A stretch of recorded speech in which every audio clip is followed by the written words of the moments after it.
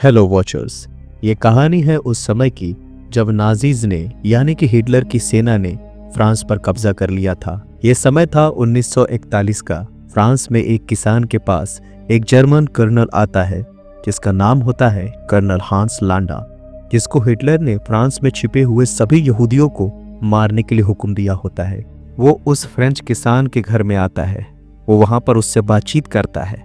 लांडा कहता है, मुझे जानकारी मिली है कि तुमने देश के गद्दारों यानी कि यहूदियों को पनाह दी है। अगर हमारा साथ दोगे तो तुम्हारे परिवार को कुछ नहीं होगा, वरना तुम्हारे साथ साथ तुम्हारे पूरे परिवार को बड़ी ही बेरहमी से मार दिया जाएगा। जिससे किसान डर जाता है और वो लांडा को उनका पता बता देता है। हमें दिखाया जाता है कि वो लोग घर पर ही नीचे छिपे हुए होते हैं। जिसके बाद लांडा उन सभी छिपे हुए यहूदियों को गोलियों से भुनवा देता है, मगर एक यहूदी लड़की निकलकर भागने लगती है, जिस पर लांडा निशाना भी लगाता है, मगर वो उसको छोड़ देता है ताकि वो आगे जाकर सबको बताए कि हिटलर कितना पावरफुल है। उसके 3 साल बाद हमें यूएस आर्मी के लेफ्टिनेंट एल डोरेन को दिखाया जाता है, जो कि एक टीम बना रहा होता है जिसका नाम होता है बास्टर्ड्स, जिसका काम होगा फ्रांस में आम लोगों की तरह घुसना और जितने भी जर्मन्स सामने आएंगे सबको मारना, जिससे कि जर्मन्स के दिल में भी एलाइड फोर्सेस का खौफ भर जाए। इस टीम में सभी अमेरिकी यहूदी होते हैं और ऐसा भी एक सोल्जर होता है जो कि जर्मन सैनिक था, मगर उसने कई नाजी अफसरों को मारा था। इस वजह से बास्टर्ड्स ने उसको जेल से छुड़ाया और उसे अपने टीम में शामिल कर लिया। आगे वो लोग फ्रांस में नाजीज को बड़ी बेरहमी से मारने लगते हैं, वो भी वहां जहां हिटलर का कब्जा था। वो लोग एक नाजी सैनिक के सर पे हुक्ड क्रॉस बना के जिंदा छोड़ देते हैं ताकि वो हिटलर के पास जाकर उनके बेरहमी का सबूत दे सके, और जिसको देखने के बाद हिटलर बिल्कुल ही बौखला जाता है। इधर हमें पेरिस में शोशाना को दिखाया जाता है। वो वही लड़की होती है जो कि कर्नल लांडा की गोली से 3 साल पहले बच के भागी थी। अब वो नाम बदलकर फ्रेंच बन गई है और एक सिनेमा घर चलाती है। वहां पर फिल्म देखने फेडरिक आता है, जो कि एक वॉर हीरो होता है। वो शोशाना को लाइक भी करता है।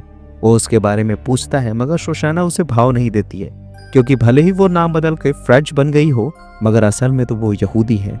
जिसके अगले दिन वो एक रेस्टोरेंट में बैठी हुई होती है, जहां उसे पता चलता है कि फेडरिक एक वॉर हीरो है और कितना फेमस है। जहां फिर से फेडरिक उसे इम्प्रेस करने की कोशिश करता है, बताता है कि उसने जंग में 250 से भी ज्यादा लोगों को मारा है, इसीलिए उस पर एक मूवी बन रही है और जिसमें उसने ही एक्टिंग की है। आगे दिखाया जाता है कि शोशाना अपने सिनेमा हॉल में काम कर रही होती है, जहां 2 नाजी सिपाही आते हैं और उसे अपने साथ चलने को कहते हैं।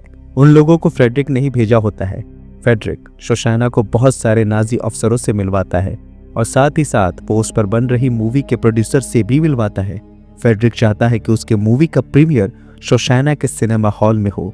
वो प्रोड्यूसर से बात करता है, जो कि हिटलर का खास आदमी जोसेफ गोएब्बल्स होता है। वो कहता है कि पहले वो थिएटर को देखेगा और फिर बताएगा। तभी वहां कर्नल हांस लांडा आ जाता है, जो कि उस दिन थिएटर की सिक्योरिटी संभालने वाला होता है। उसे देखकर शोशाना बहुत घबरा जाती है, मगर वो अपने आप को किसी तरह संभाल लेती है।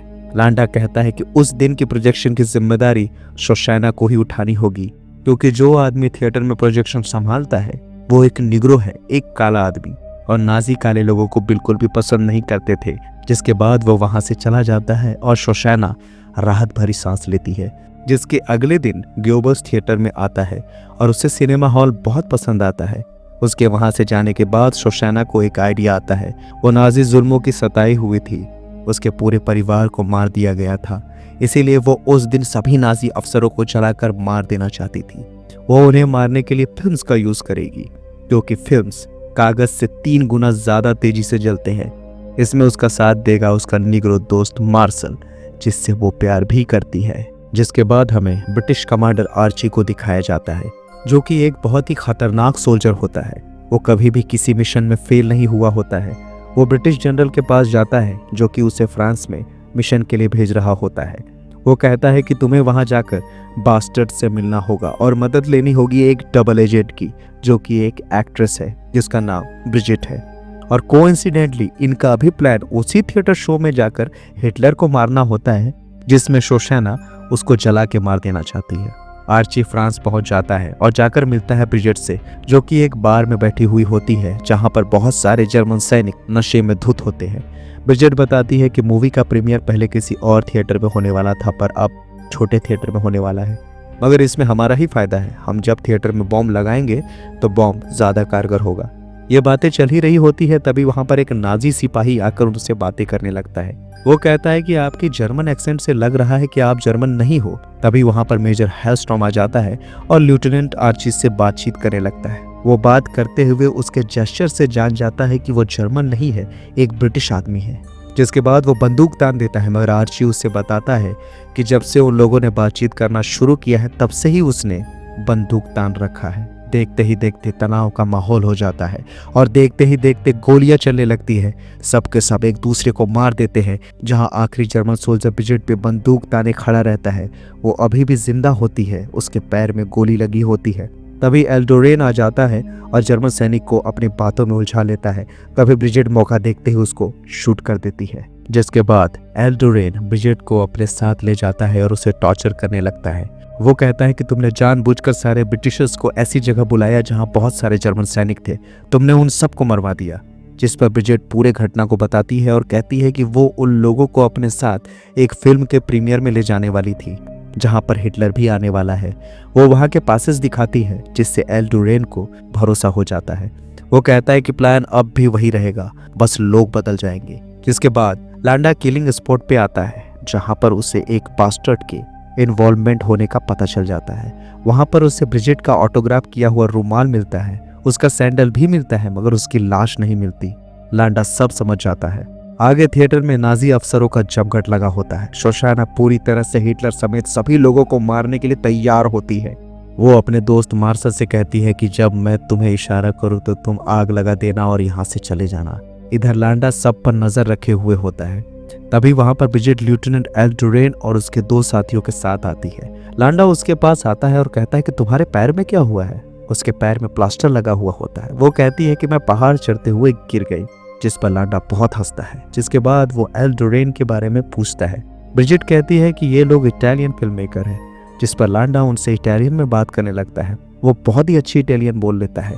वो जान जाता है कि वो लोग इटालियन नहीं है और उसे पहले से ही ब्रिजेट पे शक भी होता है। जिसके बाद एल्डोरेन को छोड़कर उसके 2 साथियों को लांडा अपने सीट में बैठने को कहता है। एल्डोरेन और उसके साथियों ने पैरों में टाइम बॉम्ब लगा रखा होता है। जिसके बाद लांडा ब्रिजेट से अकेले में जाकर बात करना चाहता है। अकेले में वो उसके पैर में वही सैंडल लगाता है जो कि उसे गोलीबारी वाली जगह पे मिला था। सैंडल फिट हो जाती है। वो झपट कर ब्रिजेट की गर्दन को दबाकर मार देता है। ब्रिजेट बहुत स्ट्रगल करती है, फिर भी लांडा उसे मार देता है। आगे वो एल्डोरेन को अपने कब्जे में ले लेता है और उससे कहता है कि मैं तुम्हें नहीं मारूंगा, बल्कि मैं एक सौदा करना चाहता हूँ। मैं जानता हूँ कि तुम लोग हिटलर को मारना चाहते हो। मैं चाहूँ तो बस एक कॉल से तुम्हारे सारे प्लान को चौपट कर सकता हूँ, मगर तुम अगर मेरी शर्तें मान लो तो उल्टा मैं मदद करूंगा। मैं भी पूरे वर्ल्ड की अच्छाई चाहता हूँ। हिटलर की नीतियों पे चल के किसी का भला नहीं होगा और मेरा तो बिल्कुल भी नहीं।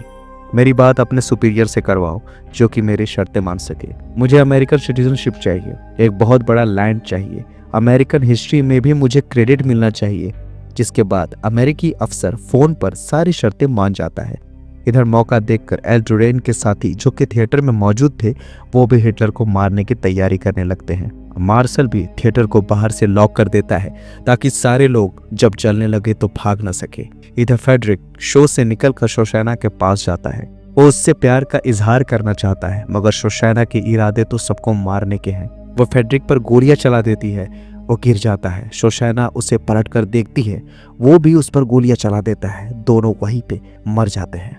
इधर हिटलर मूवी देखकर बहुत खुश हो रहा होता है। तभी पर्दे पर शोशाना आती है और कहती है, तुम सब अपने पापों के लिए अभी चल के मरने वाले हो।